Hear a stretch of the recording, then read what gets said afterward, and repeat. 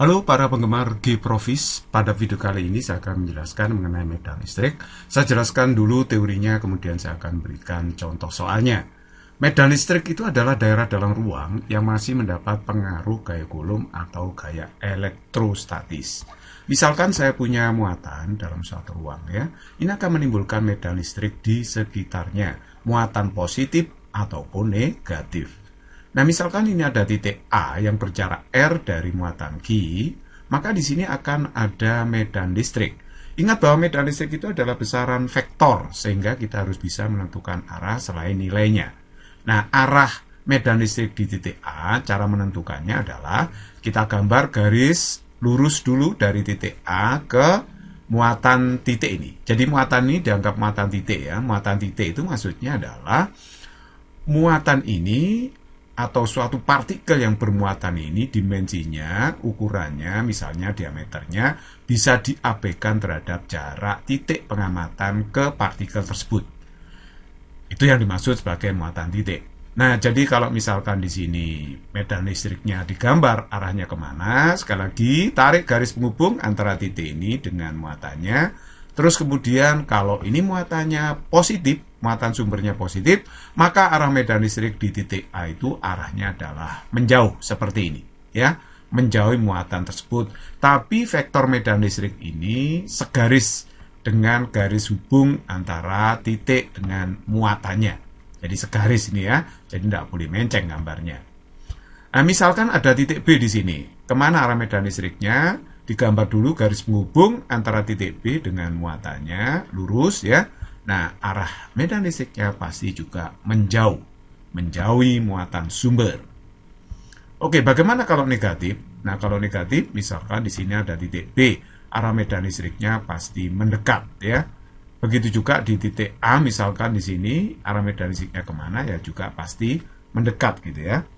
Nah, misalkan titik A ini berjarak R kecil dari muatan sumber, baik positif maupun negatif, akan menimbulkan medan listrik yang nilainya ini, E sama dengan KQ per R kuadrat. Ini berlaku untuk muatan yang dianggap sebagai titik ya.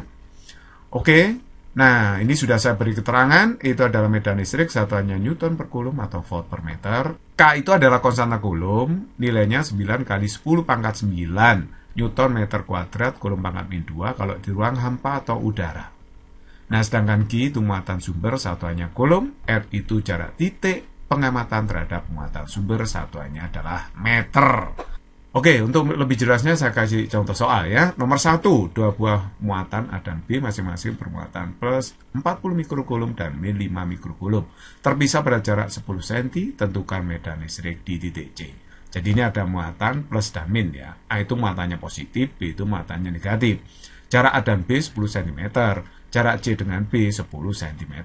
Yang ditanyakan medan listrik di titik C. Oke, kita jawab. Di sini ada muatan A dan B, A itu positif ya, B-nya negatif. Nah, terus ada titik C yang jaraknya 10 cm dari muatan B, sedangkan jarak AB itu 10 cm. Nah, perhatikan, medan listrik di C itu kan disebabkan oleh muatan A maupun B. Oleh muatan A ini positif, muatan sumbernya positif, berarti arah medan listrik menjauh, ya, menjauhi muatannya. Kalau negatif, nah pasti mendekati. Jadi EB itu mengarah ke muatan sumber yang negatif ini. Jadi saya ulangi ya, EA itu medan listrik yang disebabkan muatan yang berada di A. Karena positif, arahnya menjauhi muatannya. Sedangkan EB itu disebabkan oleh muatan di titik B, berarti arahnya mendekati muatannya karena ini muatannya negatif, gitu ya. Oke, jadi kalau begitu, kalau kita hitung berapa medan listrik resultan di titik C, berarti EC itu sama dengan EA dikurangi EB.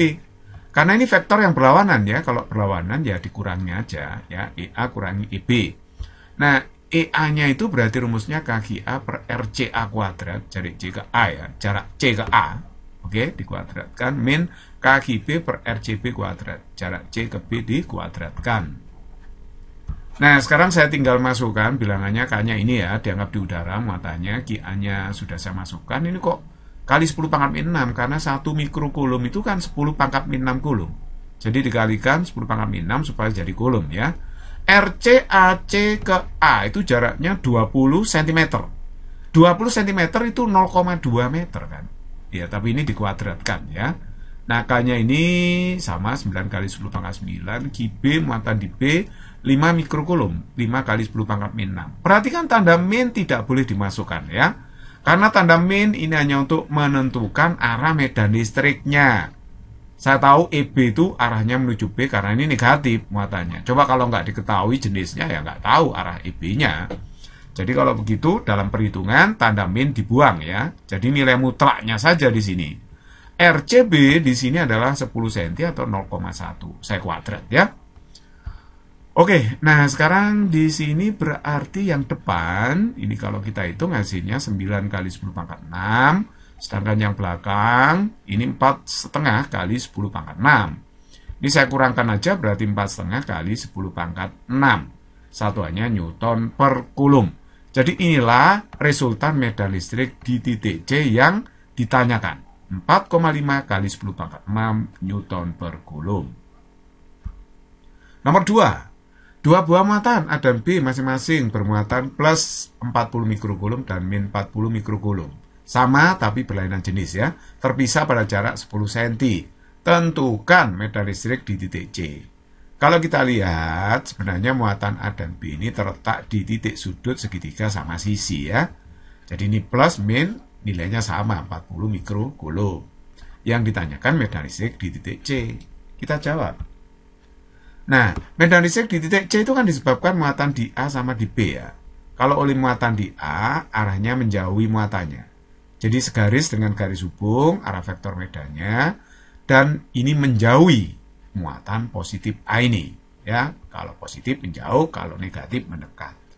Nah, sedangkan di titik C ini juga ada medan listrik yang disebabkan oleh muatan di B.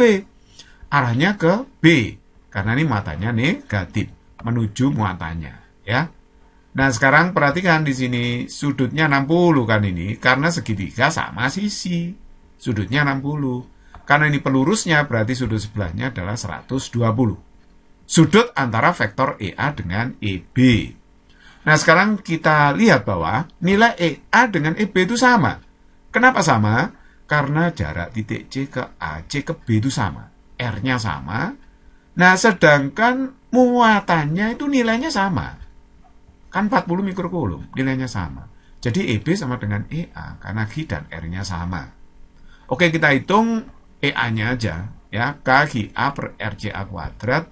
Jadi langsung aja kita masukkan K-nya adalah 9 kali 10 pangkat 9, G-A-nya 40 kali 10 pangkat 6. Ya, Coulomb RCA, jarak C ke A itu 10 cm berarti 0,1 meter. Saya kuadrat, karena ini memang kuadrat ya. Oke, jadi ini kalau dihitung hasilnya 3,6 kali 10 pangkat 7 Newton per Coulomb. Nah, kalau mencari medan listrik di C berapa resultannya? Ya, karena ini dua vektor membentuk sudut, kita pakai metode jajaran genjang ya. Jadi EC itu adalah akar EA kuadrat plus EB kuadrat plus 2 EA EB cos alfa. Jadi ini penjumlahannya secara vektor, nggak boleh secara aljabar ya, karena medan listrik itu besaran vektor. Nah, oke, karena EB di sini sama dengan EA, ini kan EB-nya boleh saya ganti EA. Ini EB-nya saya ganti EA ya. Alfanya 120, saya masukkan. Nah, terus kemudian di sini EA kali EA kuadrat 2 kali cos 120. Cos 120 itu min setengah. Min setengah dikalikan 2 kan min 1. Jadi min EA kuadrat. EA kuadrat kurang EA kuadrat habis. Jadi tinggal akar EA kuadrat. Jadi hasilnya kan EA ini. Tapi EA sudah diketahui ini kan tadi ya. Jadi EA-nya adalah 3,6 kali 10 pangkat 7 Newton per Coulomb. Nah, inilah medan listrik di titik C. Ternyata nilainya sama dengan EA, yaitu 3,6 kali 10 pangkat 7 Newton per Coulomb. Nomor 3. 3 buah muatan A, B, dan C masing-masing bermuatan plus 40 mikrokulum min 4 akar 2 mikrokulum dan 40 mikrokulum terpisah pada jarak 10 cm. Hitung medan listrik di titik D. Di titik D ini kosong ya, tidak ada apa-apa, tidak ada muatannya. Yang ada muatan di titik A, B, C. Jadi ini sebenarnya bujur sangkar. Di titik pojok A, B, C ada muatannya, tapi di titik D tidak ada. Oke, kita jawab ya. Nah, medan listrik di titik D itu kan disebabkan oleh 3 muatan. Kalau oleh A, arah medan listrik di D itu menjauh ya, menjauh muatannya. Kenapa kok EA ke kanan arahnya? Karena ini positif, jadi arah vektor medan listrik EA menjauhi muatannya ya. Nah, terus kemudian oleh B. B ini negatif ini ya. Kalau negatif berarti arah medan listriknya menuju muatannya. Ya, segaris dengan garis hubung antara titik dengan muatan menuju muatannya. Nah, oleh C berarti menjauhi muatannya. Seperti ini ya kalau digambar. Nah, EA dengan EC ini bisa kita cari resultannya dulu secara vektor. Resultan EA dengan EC saya sebut ER. Dan ER nanti pasti segaris dengan EB.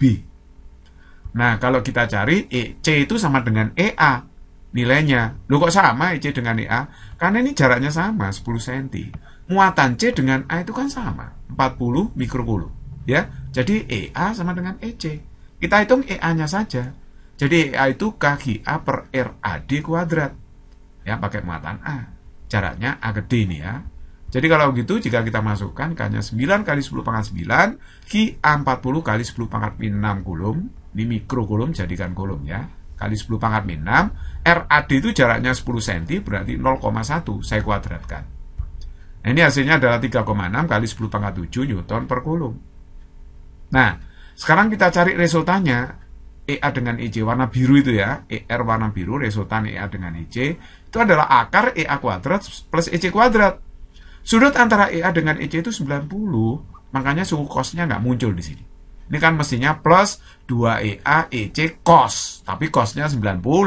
Cos 90 kan 0. Jadi cukup pakai Pitagoras saja ya. Jadi akar EA kuadrat plus EC kuadrat.